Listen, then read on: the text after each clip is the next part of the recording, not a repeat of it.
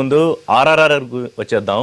Triple R, RRR, రౌద్రం, రుధిరమా?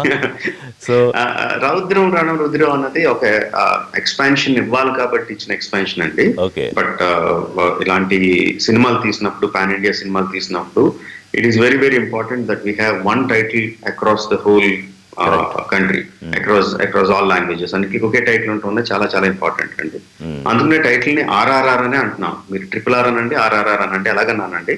But దాని తాలూకు ఎక్స్పాన్షన్ ని సినిమా టైటిల్ గా మేము తీసుకెళ్ళలేదు.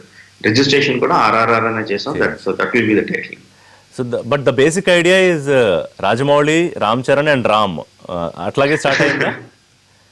అంటే బిగినింగ్ లో అది టైటిల్ అనుకోలేదండి. మేము వర్కింగ్ ముందు టైటిల్ పెట్టలేదు.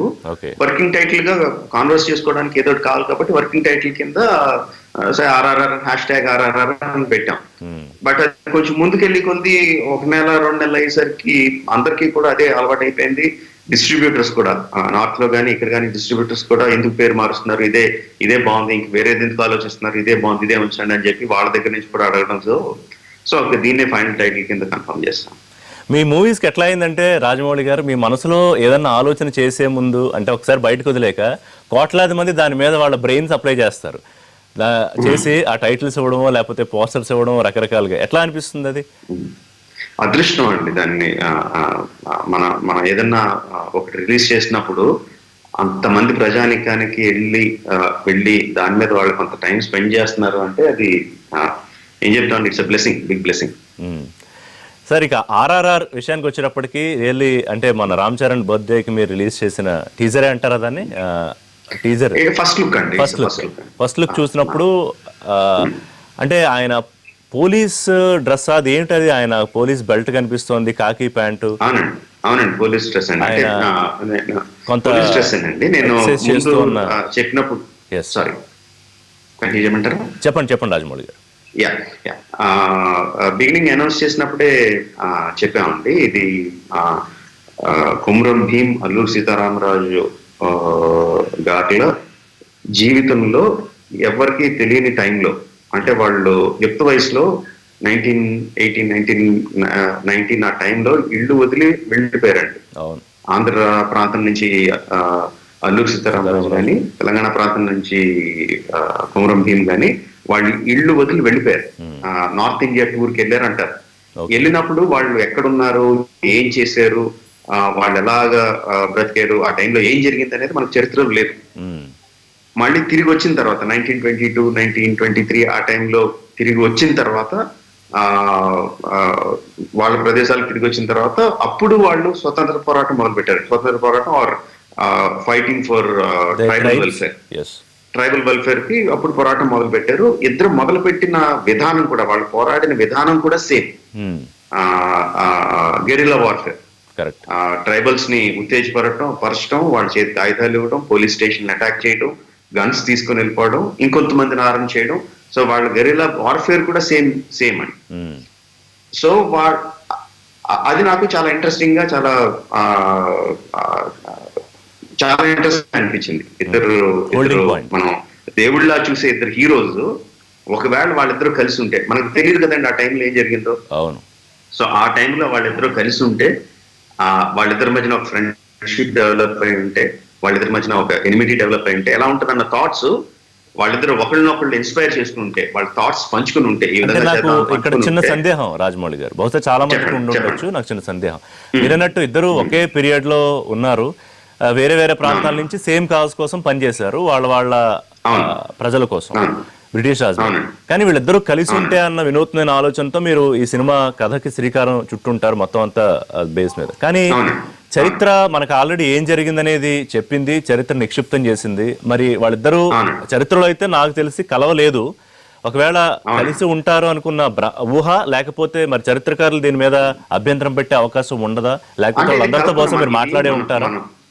ఇది మనం నిజం అని, ఇలా జరిగింది, ఇది నిజం, నేను రీసెర్చ్ చేశాను, వీళ్ళిద్దరు ఇలా కలిశారు, ఇది నిజం అని చెప్తే మీకు ప్రాబ్లం వస్తాయి.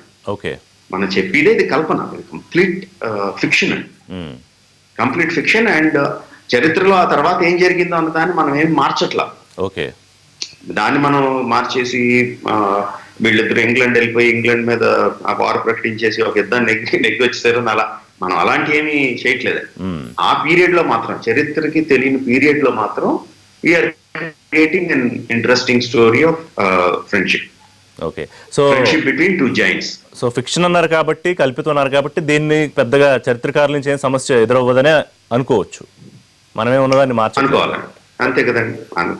అంతే ప్రాబ్లం రావాల్సిన as a creator, as long as we don't say ఇది జరిగింది, చరిత్రను తీసుకుని ఇలా జరిగింది చూడండి అని చెప్పి వక్రీకరిస్తే ప్రాబ్లం రావాలి తప్ప, ఇది మన కల్పన, కంప్లీట్ గా కల్పన, ఇది జరిగింది కాదు, కంప్లీట్ కల్పన. ఇందులో ఆ ఇద్దరు క్యారెక్టర్లు తప్పితే మిగతా క్యారెక్టర్లు కానీ ఇన్సిడెంట్స్ కానీ అల్లిన విధానం కానీ ఎవ్రీథింగ్ ఈజ్ కల్పన అని చెప్పినప్పుడు there should be no problem.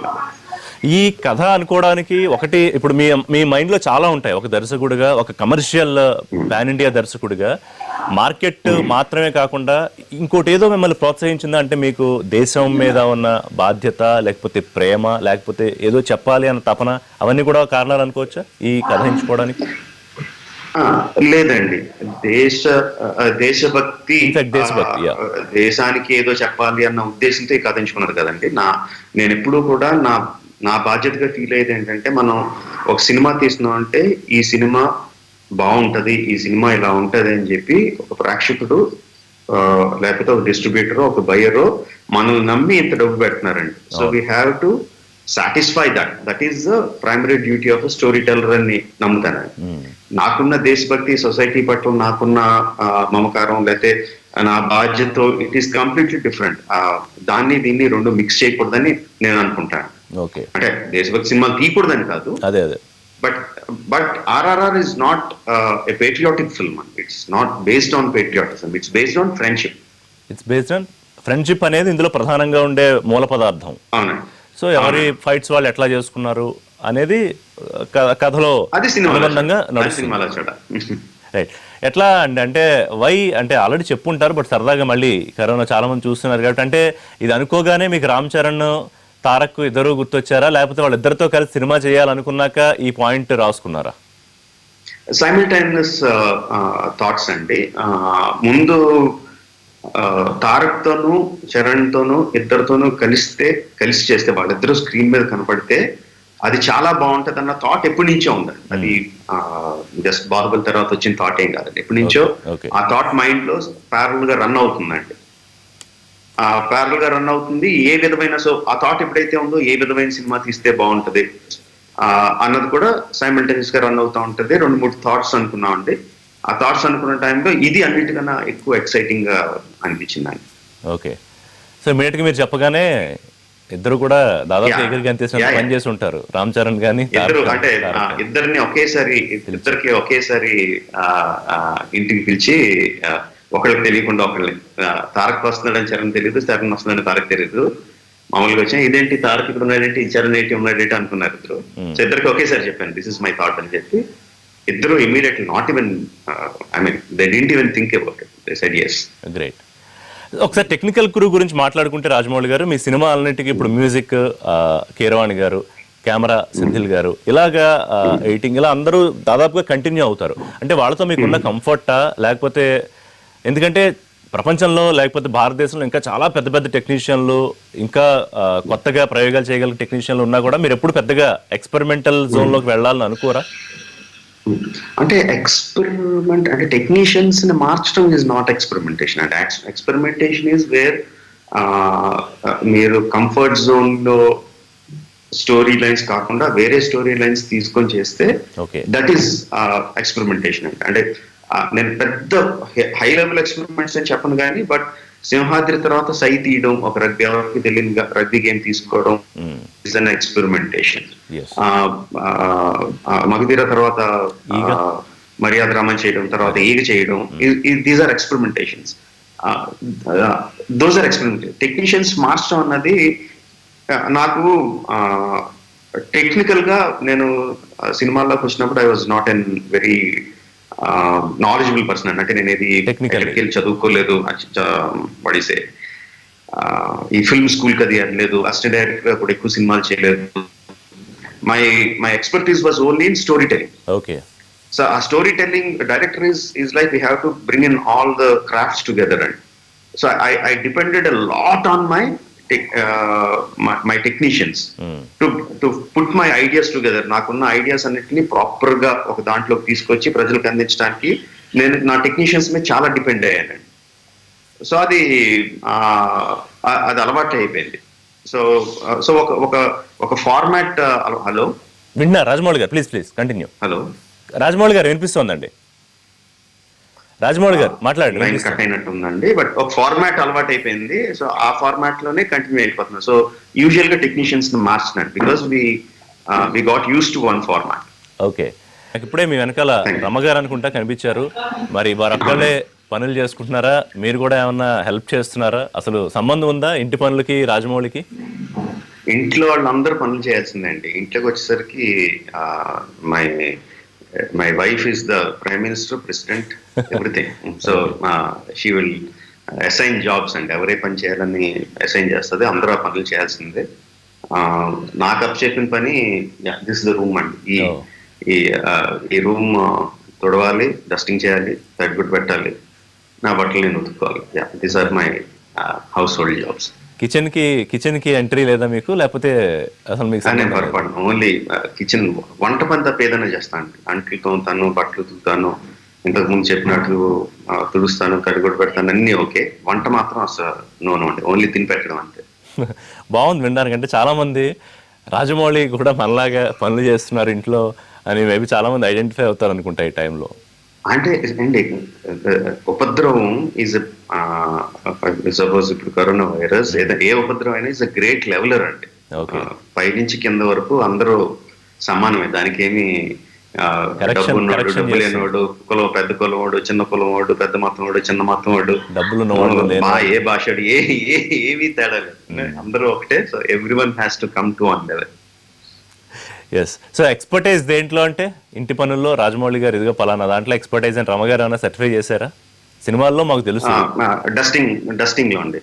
Dusting I mean నేను చేసే పనులన్నీ నేను పర్ఫెక్ట్ గానే చేస్తాను. డస్టింగ్ కానీ, తడిగుడ్డు పెట్టడం కానీ చాలా క్లీన్. అంటే మా ఆవిడ సెట్ చేసి స్టాండర్డ్స్ చాలా హై అండి. మీకు మాకు మంచి హాస్పిటల్లో ఐసీయూ ఎంత పరిశుభ్రంగా ఉంటుందో మా ఇల్లు కూడా అంతకన్నా క్లీన్ గా ఉంటుంది.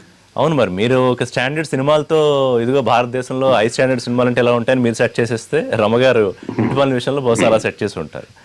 రైట్. సో ఇంటి పనులు చేస్తూ ఆర్ఆర్ఆర్ పనులు చేసుకుంటూ ఇంకా ఏం చేస్తున్నారు రాజమౌళి గారు? అంటే ఏమన్నా కొత్త పనులు లేకపోతే కొత్త ఆర్ట్స్ ఏమైనా నేర్చుకోవడం కానీ అట్లా ఏమైనా చేస్తున్నారా?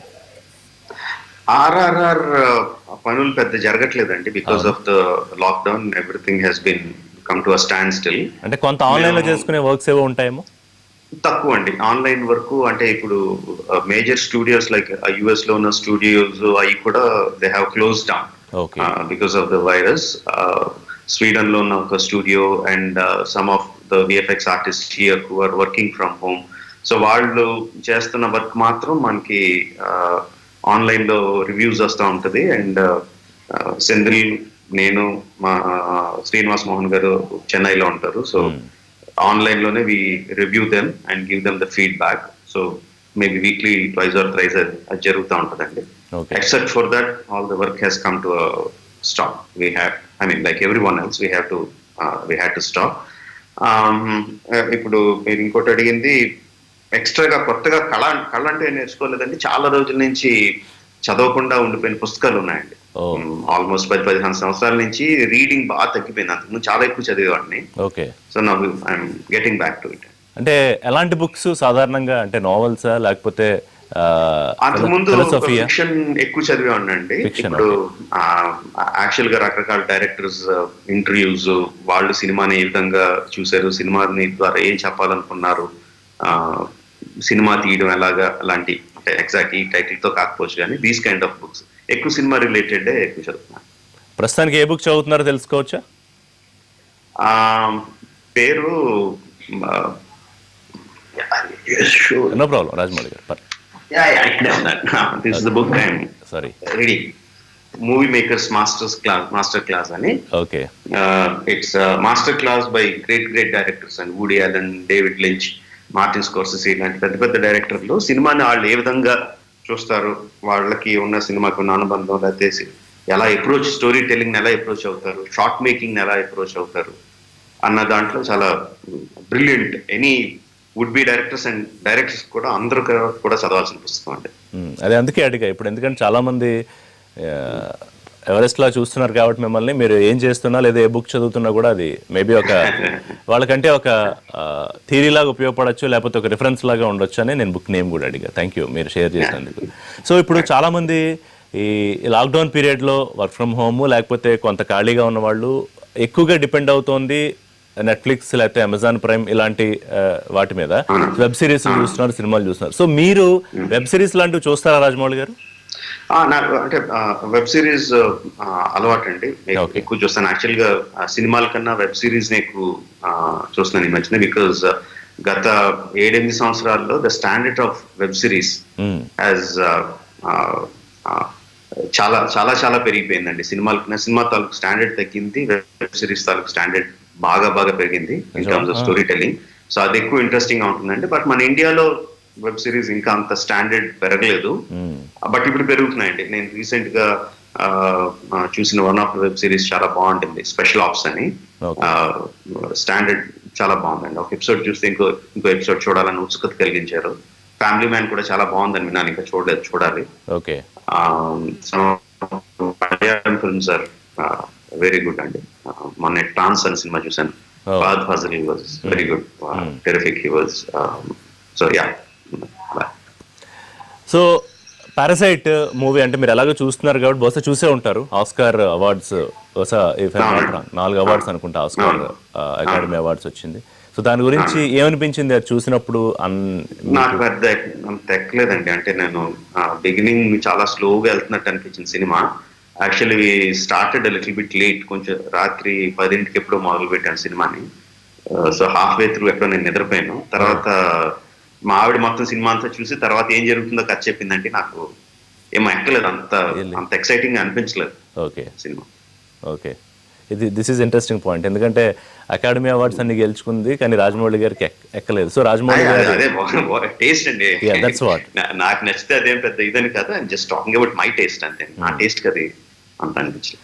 అయితే ఈ వెబ్ సిరీస్ చూస్తున్నప్పుడు మీకు వెబ్ సిరీస్ చెయ్యాలి అన్న ఆలోచన ఏమన్నా కలిగిందా?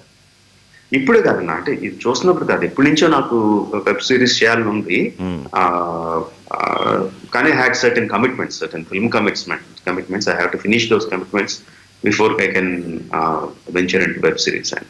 బట్ చాలా కోరిక అయితే ఉంది. సో వస్తాయి త్వరలో, కాకపోతే వరుసగా హీరోలు ఉన్నారు, స్టోరీలు ఉన్నాయి, అవన్నీ ఫినిష్ చేసి బహుశా ఇంకా 2-3 ఏళ్ళు అనుకోవచ్చు. చూద్దాం. అంటే ఇప్పుడు మనం ఫ్యూచర్ గురించి ఏం మాట్లాడినా ఇప్పుడు కంప్లీట్లీ అబ్సల్యూట్ అండి. మనం చూస్తే గానీ మనకు అసలు మన పరిస్థితి ఏంటో మనకేం తెలియదు. రైట్. మహేష్ బాబు గారితో సినిమా, అందరూ చాలా మంది మహేష్ బాబు గారు ఫ్యాన్స్ ఎదురు చూస్తున్న వాళ్ళందరికీ మీరు శుభవార్త చెప్పేశారు. సో ఏంటి, ఎట్లా ఉంటుంది మహేష్ బాబుతో సినిమా? ఇప్పుడు కాదండి, ఇప్పుడు ఎప్పుడు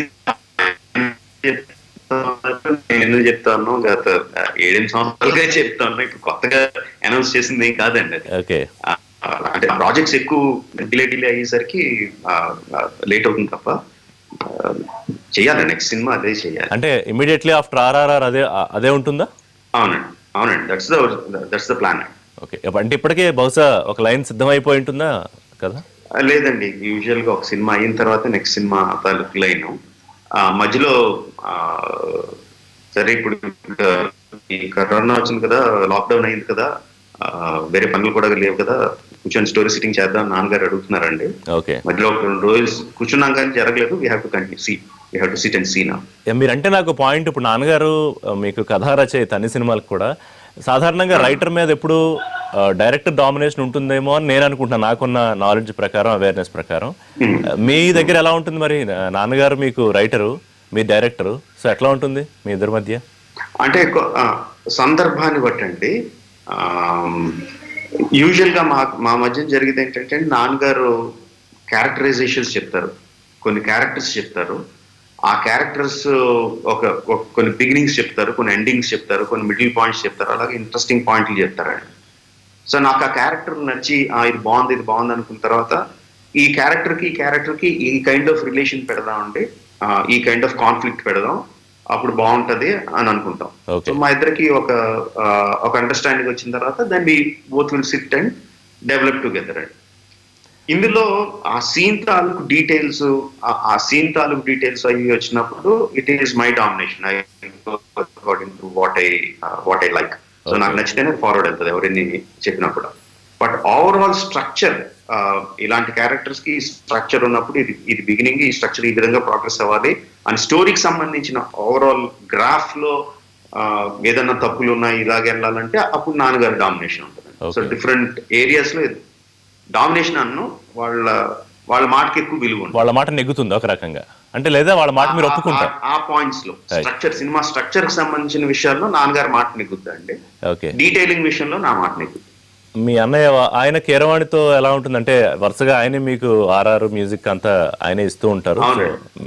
దానికన్నా కూడా స్టోరీ జడ్జ్మెంట్ అన్నయ్య జడ్జ్మెంట్ ని చాలా ఎక్కువ నమ్ముతా అండి. కథ ఒక స్వరూపం వచ్చిన తర్వాత తనకు వినిపిస్తాను.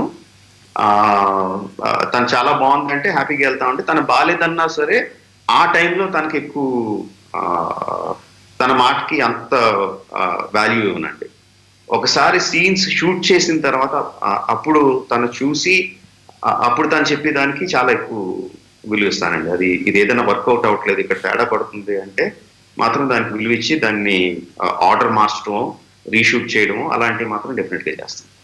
ఈ మీ సినిమా ప్రాసెస్ లో అండి రమా గారి పాత్ర ఎంత అంటే 100%లో ఎంత ఎంత ఎంత శాతం అనుకోవచ్చు రమా గారి ఇన్వాల్వ్మెంట్ కానీ?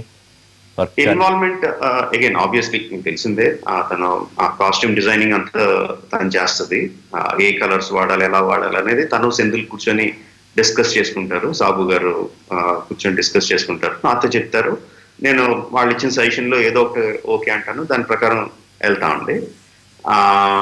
బట్ నాకు ఆ ఇనీషియల్ డేస్ లో ఆ క్యారెక్టర్స్ చెప్పినప్పుడు నేను నాన్నగారు ఇనీషియల్ డేస్ లో డిస్కస్ చేసుకుంటా అని చెప్పాను కదండి, అవి తనతో బౌన్స్ బ్యాక్ చేసుకుంటా అండి. సో తన దగ్గర నుంచి చాలా బాగుంది అన్న ఎక్స్ప్రెషన్ తన ఫేస్ నుంచి రాకపోతే నేను ముందుకు వెళ్ళాను. సో రామ్ చరణ్ బర్త్డేకి Ram Charan first look gift గా ఇచ్చారు. మరి మే 20th if I'm not wrong NTR birthday ఉంది. ఆయన ఇవ్వబోతున్నారా? కరోనా ఏమన్నా అడ్డుపడిందా? తెలీదండి, ఇప్పటి వరకు పరిస్థితి అయితే తెలీదు మాకు. చరణ్ దానికి మాకు అడ్వాంటేజ్ ఏంటంటే అప్పటికే దానికి సంబంధించిన పార్ట్, ఆ ఫస్ట్ లుక్ కి సంబంధించిన పార్ట్ అంతా షూట్ చేసేసాం. ఓకే, ఆ మెటీరియల్ అంతా కూడా మా ల్యాప్టాప్స్ లో ఉన్నాయి. సో జనతా కర్ఫ్యూ కాల్అవుట్ చేసినా, లాక్డౌన్ కాల్అవుట్ చేసినా వీ హ్యాడ్ ఆల్మోస్ట్ అందరి ల్యాప్టాప్స్ లోనూ we had the material. So we were able to online లో కొంచెం టైం పట్టినా కూడా we were able to do it.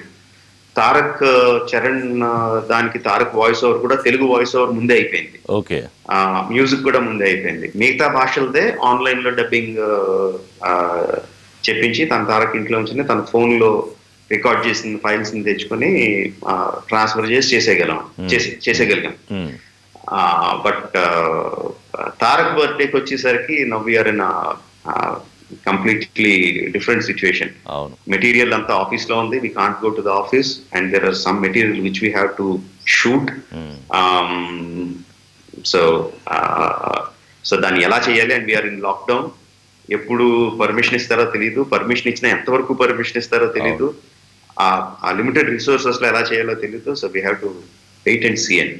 But మేము మాట్లాడుకున్నాం obviously, Tarak, me and Charan talked about it. And మాకున్న అండర్స్టాండింగ్ ఏంటంటే ఒక మంచి ప్రోడక్ట్ జనాలకు చాలా బాగుందన్న ప్రోడక్ట్ వస్తేనే వి విల్ రిలీజ్ ఇట్. ఆ నమ్మకం లేకుండా ఏదోటి బర్త్డే వచ్చింది కాబట్టి ఏదోటి రిలీజ్ చేయడం అన్నది మాత్రం చేయలేం.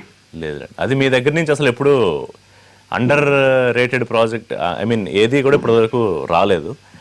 అంటే చిన్న వాటిలో కూడా మీరు చాలా జాగ్రత్తలు తీసుకుంటారు ఎప్పటి నుంచో మేము చూస్తున్నాం కాబట్టి.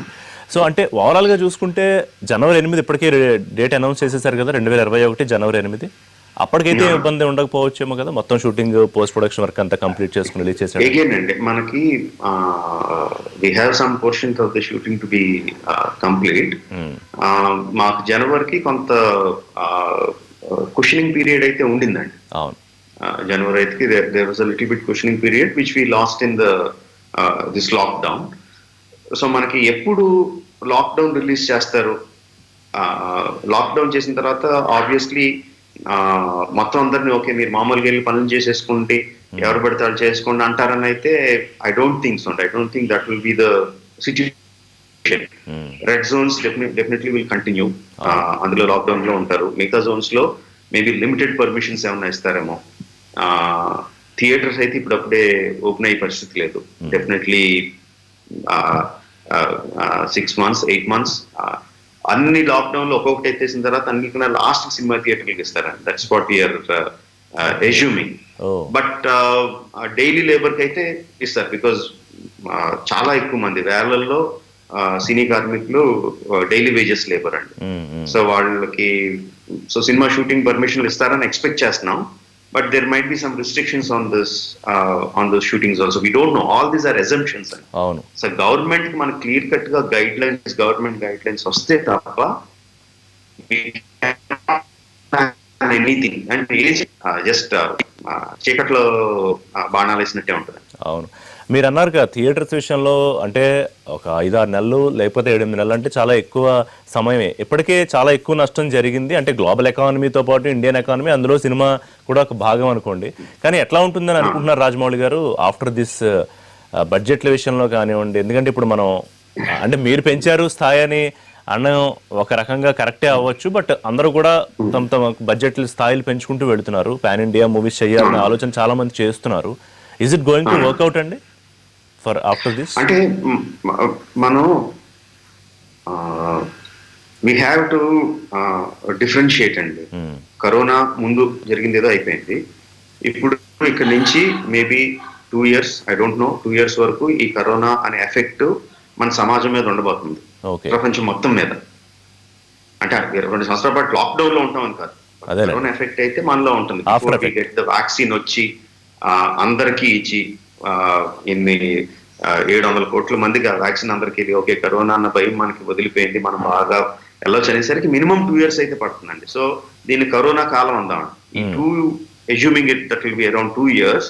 ఈ 2 years లో మనం ఏ విధంగా బతకాలి, ఎలా బతకగలం, ఎవరు అంటే సినిమానే కదా. Okay, let's talk about cinema. Create entertainment ని ఏ విధంగా క్రియేట్ చేస్తున్నాం, ఏ విధంగా జనాలకి ఇస్తున్నాం, ఏ విధంగా మానిటైజ్ చేస్తున్నాం is something that we have to create now. ఇది మన ఎవరి చేతిలోనూ లేదు. ఒక అదృష్టం ఏంటంటే ఓటీటీ ప్లాట్ఫామ్స్ కానీ శాటిలైట్ ఛానల్స్ కానీ ఉన్నాయి. That is one outlet where we can go. Public gathering and viewing like cinema halls is not going to happen immediately. So ఈ 2 సంవత్సరాల కాలంలో మనం ఏ విధంగా మనల్ని మనం మలుచుకొని సినిమాలు తీసి జనాలకు అందేవగలం ఈజ్ వన్ థింగ్ అండి.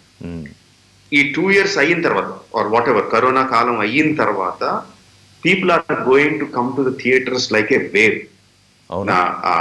అంటే ఒక సముద్రం వచ్చినట్టు వస్తారండి. ఎందుకంటే అదేదో సినిమాలు మనకు తగ్గిపోయిన సినిమాలు లేకపోతే ఎలాగని కాదు. Human being is a social animal. He has to enjoy with a group and అది మనిషి తాలూకు డిఎన్ఏలో ఉంటుందండి. It's a natural need for human beings to SIT together, come together and get entertain together. So ఒక wave లా వస్తారండి. వచ్చినప్పుడు మనం దానికి prepared గా ఉంటారు. ఎందుకంటే ఈ 2 సంవత్సరాల్లో different kind of entertainment they will be going through. World class web series, world class films ఇవన్నీ కూడా ఇంతకు ముందు చూడని వాళ్ళు కూడా ఇప్పుడు చూస్తూ ఉంటారు. చిన్న పల్లెటూరులో కూడా they talking about Spanish web series, అది చూసారా అని మాట్లాడుతున్నారు. So they are expose to much more quality entertainment. సో ఆ కరోనా కాలం అయిపోయిన తర్వాత వచ్చిన వేవ్ ని వాళ్ళకి తగ్గ ఎంటర్టైన్మెంట్ మనం ఇవ్వాలంటే we have to upgrade ourselves. Corona కాలంలో అప్గ్రేడ్ అవ్వాలి. ఆ తర్వాత రాబోయే వేవ్ ని మనకి యూటిలైజ్ చేసుకుని అప్గ్రేడేషన్ రావాలి. రాజమౌళి గారు దీన్నే other side of the coin గా మాట్లాడుకుంటే ఈ టైంలో మీరు అన్న హ్యూజ్ పీరియడ్ 3-4 months ఏదో టీవీలకి వెబ్ సిరీస్లకి అలవాటు పడిపోయిన ప్రజలు తర్వాత భయంతోనో లేకపోతే ఎందుకులే ఇక్కడ మనకి దొరుకుతుంది లేకపోతే ఎలా అయితే వచ్చేస్తుంది అన్న ఆలోచనతోనో థియేటర్లకు వెళ్ళడం తగ్గిపోయే అవకాశం, ఆ ప్రమాదం లేదా? బాగా తగ్గుతుందండి. నేను చెప్పింది అదే. ఈ కరోనా కాలంలో film distribution sector, film exhibition sector is going to అంటే మీరు వేవ్ లాగా వస్తారు జనాలు అన్నారు కదా. అవునండి. అది కాకుండా నేను టీవీల్లో చూస్తారా అని అడుగుతున్నా. లేదండి, వన్స్ పీపుల్ గెట్ ద నమ్మకం, ఓకే, మనకి బయటకు వెళ్ళినా ఏం అవ్వలేదని నమ్మకం వచ్చిన తర్వాత, అది ఎన్ని సంవత్సరాలు ఎంత టైం పడుతుందో నాకు తెలియదండి, ఐఎమ్ అజ్యూమింగ్ 2 years అయిన తర్వాత, ఆ ధైర్యం వచ్చిన తర్వాత people will come like a wave, no doubt about it. Okay. So ఇప్పుడు ఏంటి నేను అడిగిన దాంట్లో ఈ భారీ బడ్జెట్ సినిమాలు 300 కోట్ల, 400 కోట్ల, 200 కోట్ల ఇలాంటి 100 కోట్లు అనేది మాటలు వినిపిస్తాయా? అంత ధైర్యం పెట్టి తీసే పరిస్థితి ఉంటుందా?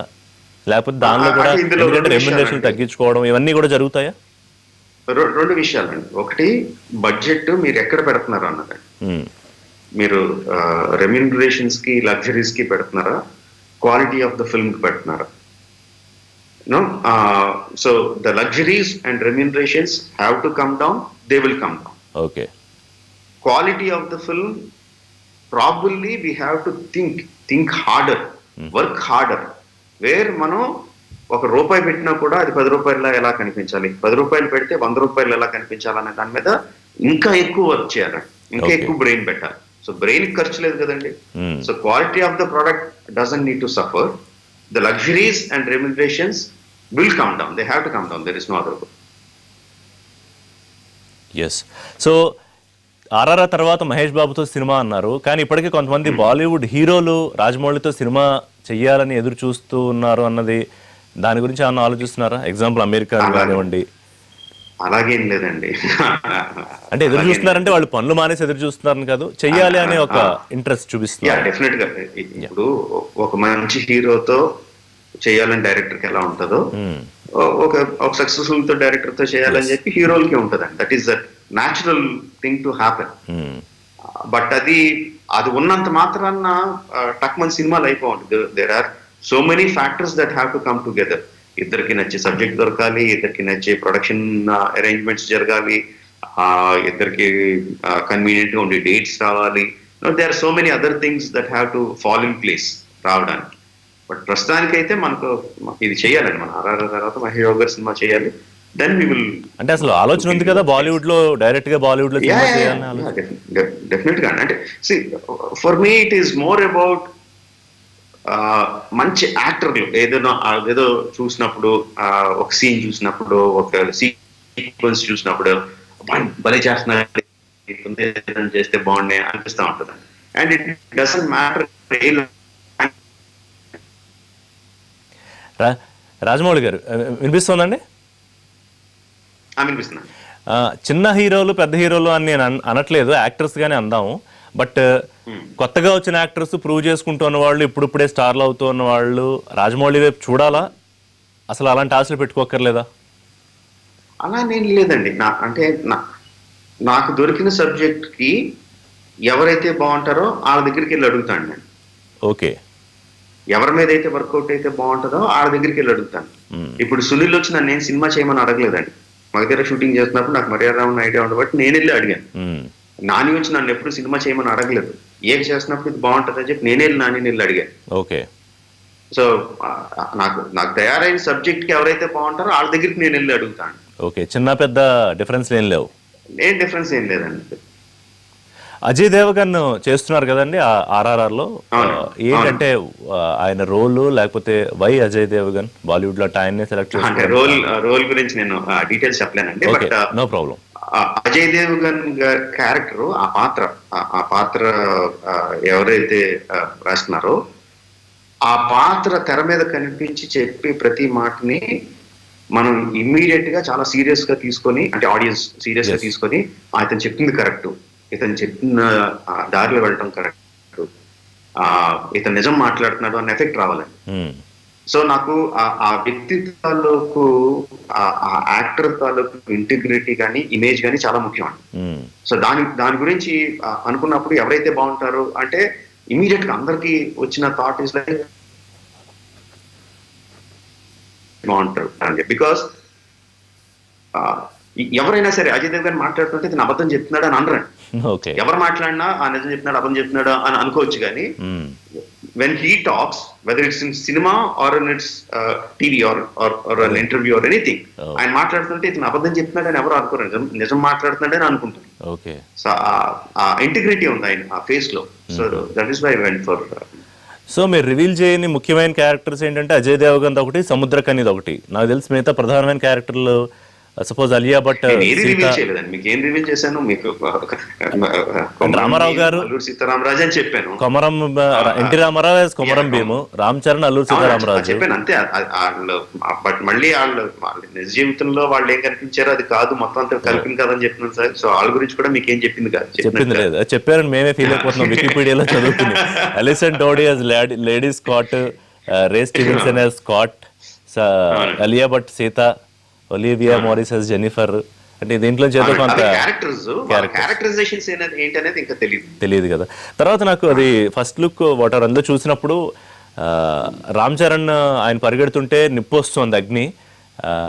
ఎన్టీఆర్ గారు పరిగెడుతుంటే వాటర్ వస్తుంది. ఏంటంటే what you want to try అంటే అందులో ఏం చెప్పారు? ఆ రెండు వేరువేరుగా రెండు చల్లారిపోతాయి కదా, నిప్పు మీద నీళ్ళు వేస్తే చల్లగా అయిపోతుంది. ఎలిమెంట్స్ అండి, నిప్పు గానీ నీరు గానీ are very very powerful elements. We know that and we also know that నిప్పుకి నీరుకి ఉన్న రిలేషన్ అండి.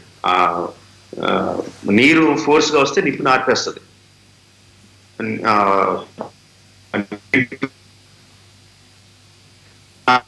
రెండు ఆపోజిట్ ఫోర్సెస్ రెండు.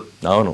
But if they can come together అంటే నిప్పు ఆవిరి చేసిన నీరు ఆవిరి అయ్యి ఆవిరిని మనం కంట్రోల్ చేసి ఒక మోటార్ క్రియేట్ చేస్తే there is so much of power, it can run a society.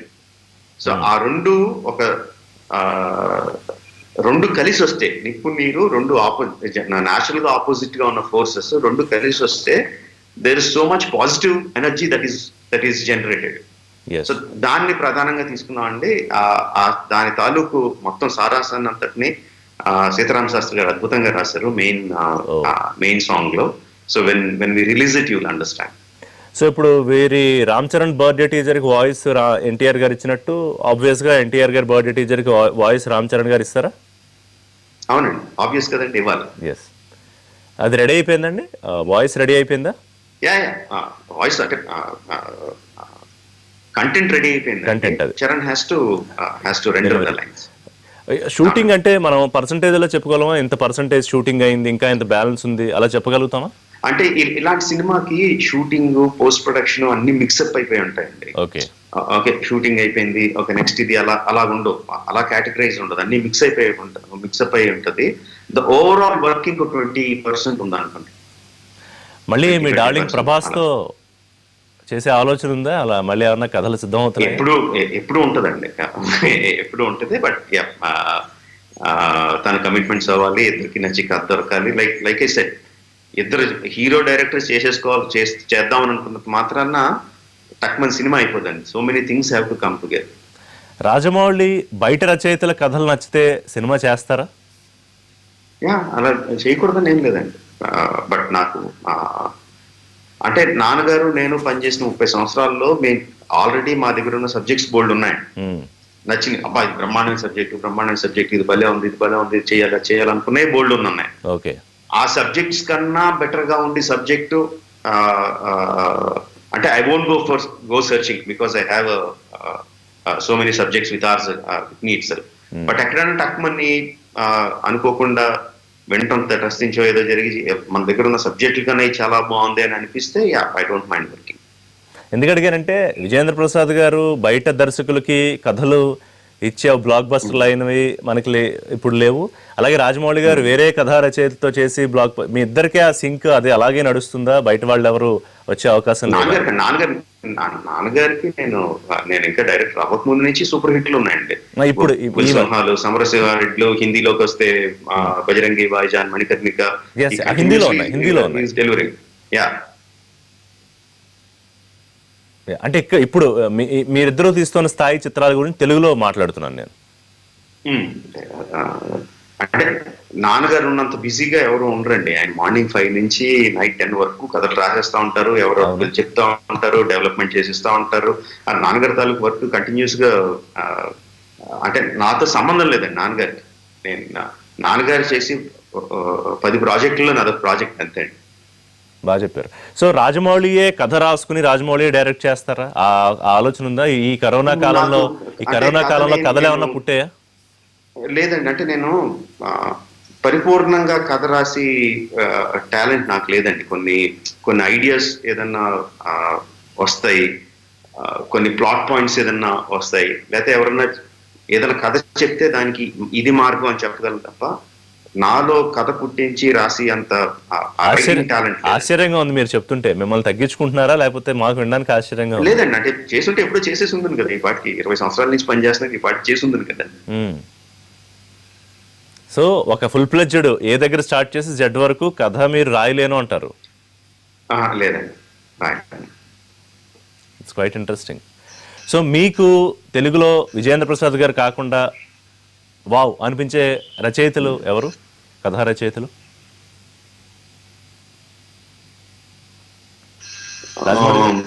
అంటే నాకు ఐ ఆల్వేస్ అడ్మైర్ చూడొచ్చండి.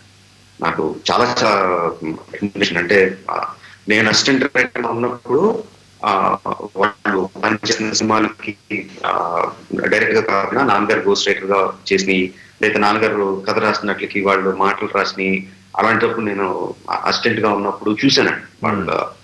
వాళ్ళ తాలూకు స్పీడు, వాళ్ళ తాలూకు అంటే డ్రామాని పండించడంలో చేసే డీటెయిల్స్ అండ్ అన్ని కథలకి, కొన్ని ఏదో ఒకటో రెండో కాదు, కొన్ని వందల కథలకి అంటే అట్ ఏ టైం ఒక 10-15 స్క్రిప్టులు జరుగుతూ ఉండేయండి.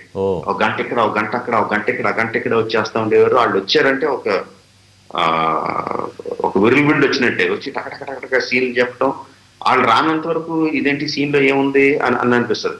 వాళ్ళు వచ్చి ఎక్స్ప్లెయిన్ చేసి ఇలాగ నుంచి సారీ అమ్మ ఈ సీన్ లో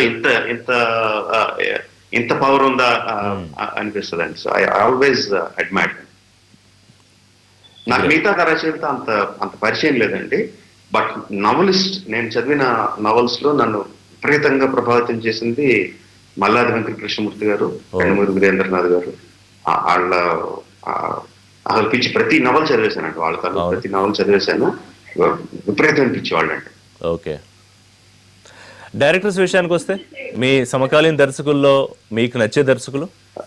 నాకు సుకుమార్ బాగా ఇష్టం అండి. ఆయన తీసి విధానం, అప్రోచ్ అయ్యే విధానమే కొత్తగా ఉంటుంది, చాలా ఇష్టం. ఇప్పుడు హీరోలు కాంబినేషన్ విషయానికి వద్దాం. ప్రభాస్, రానా బాహుబలిలో చూపించారు.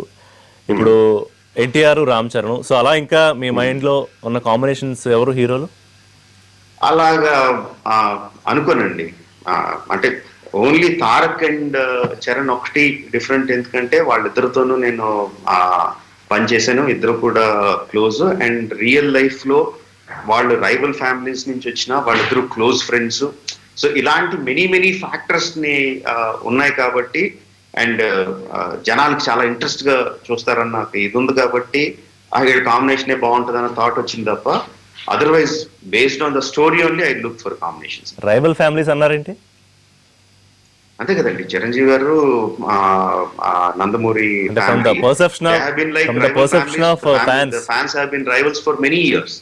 Families are not rival, fans perception. So ఈ సందర్భం వచ్చింది కాబట్టి బాలకృష్ణ గారితో ఎప్పుడైనా చెయ్యాలి అన్న ఆలోచన వచ్చిందా రాజమౌళి గారు? రకరకాల సందర్భాల్లో మాస్టర్, బిగ్గెస్ట్ మాస్టర్ నా ఒక్కడికి అప్లై అవుతాండి. ప్రతి డైరెక్టర్ కూడా ప్రతి హీరోతో ఈ హీరోతో ఇలాంటి కథ తీస్తే బాగుంటది, హీరోతో ఇలా అయితే బాగుంటది అని ప్రతి డైరెక్టర్ ప్రతి హీరోతో అనుకుంటాడు. దర్ ఇస్ అందులో ఇంకా అనుమానం లేదు. చాలా మంది పవన్ కళ్యాణ్ అంటే ఇప్పుడు అందరు రాజమౌళితో చేయాలనుకోవడం అనేది సహజం అనుకోండి, బట్ మీరు ఎప్పుడన్నా పవన్ కళ్యాణ్ తో చేయాలనుకున్నారా? ఆయన్ని కలవడం కూడా జరిగిందండి, బట్ కుదరలేదు. ఇప్పుడు ఏమన్నా కుదిరే అవకాశం ఉంది? ఎందుకంటే ఆయన మళ్ళీ సినిమాలు చేస్తున్నారు, ఇప్పుడు మీకు కూడా తెలుసు కదా. సినిమాలు చేస్తున్నారండి, బట్ ఆయన దృక్పథం అంతా వేరే దీంట్లో ఉంది, ప్రజాసేవ దాని మీద ఉంది. సినిమాలకి ఆయన కేటాయించి టైం కూడా తక్కువ ఉంటుంది. నేనేమో రోజుకి సినిమాలు తీసుకునే టైం ఇంకా పెరిగిపోతుందండి. Practically I don't see the possibility. Maybe నాకు మంచి పవర్ఫుల్ క్యారెక్టర్, తక్కువ రోజు క్యారెక్టర్ లాంటిది ఏదైనా వస్తే ప్రాబబ్లీ తెలియదండి. మీ ఇద్దరు ఆలోచన ధోరణిలో నాకు ఒక ఏకత్వం కనిపిస్తుంది. అంటే సొసైటీ విషయంలో కానీ మార్పు విషయంలో కానీ ఒక కొంత కసి లేకపోతే ఏదో చెయ్యాలని తపన గతంలో మీ షోస్ కొన్ని చూసినప్పుడు నాకు పవన్ కళ్యాణ్ గారికి మీకు అక్కడ చాలా మ్యాచ్ అవుతోందేమో అనిపిస్తుంది. సో దాన్ని ఏమన్నా కథారూపంలో చేసే అండ్ సొసైటీ పట్ల ఏమంటారు బాధ్యత కానీ దాన్ని ఏదన్నా చేయాలన్న కసి కానీ రేటింగ్ వేసుకుంటే ఆయనకి 100కి 100 ఉంటే నాది 0.5 0.2 ఎంత ఉంటుందండి. సో రెండింటిని కలపకండి. వేరే స్టేజ్ లో ఉన్నారు, నేను వేరే స్టేజ్ లో ఉన్నాను. ఓకే, అంటే మీరు రోడ్ల మీదకి వచ్చి ట్రాఫిక్ కంట్రోల్ చేసిన సందర్భాలు ఉన్నాయి, ఏదో చెయ్యాలి, ఏదో అవేర్నెస్ చెయ్యాలి అది ఎంత ఆయన మొత్తం ప్రాస్పరస్ కెరియర్ వదిలేసి మొత్తం జనజీవనంలో కురికేయడం వేరే లెవెల్ అండి. రెండింటిని కలపద్దు అంటున్నాడు. మెగాస్టార్ మీ ఖాతాలో మెగాస్టార్ ఉండిపోయారా ఎప్పటి వరకు? చాలా సార్లు అండి, చాలా సార్లు ఉండిపోయారు. వెళ్ళి మళ్ళీ అక్కడ కూడా వెళ్ళి కలిసి మాట్లాడిన సందర్భాలు ఉన్నాయి, బట్ వర్కౌట్ అవ్వలేదు అంతే. సో మెగాస్టార్ ఉన్నారు, పవర్ స్టార్ ఉన్నారు. మెగాస్టార్ని పవర్ స్టార్ని కలిపి రాజమౌళికి సినిమా తీస్తే అసలు అది ఆలోచించడానికే చాలా అద్భుతంగా ఉంది కదా. డెఫినెట్ గా అండి, బాగుంటది. ఏమన్నా ఆలోచన చేస్తారా? నేనే మీకు ఐడియా ఇచ్చాను, నాకు కూడా క్రెడిట్ ఇవ్వాలి ఒకవేళ ఆలోచన చేస్తే. అలాగే చేసినప్పుడు తప్పకుండా క్రెడిట్ ఇస్తాను.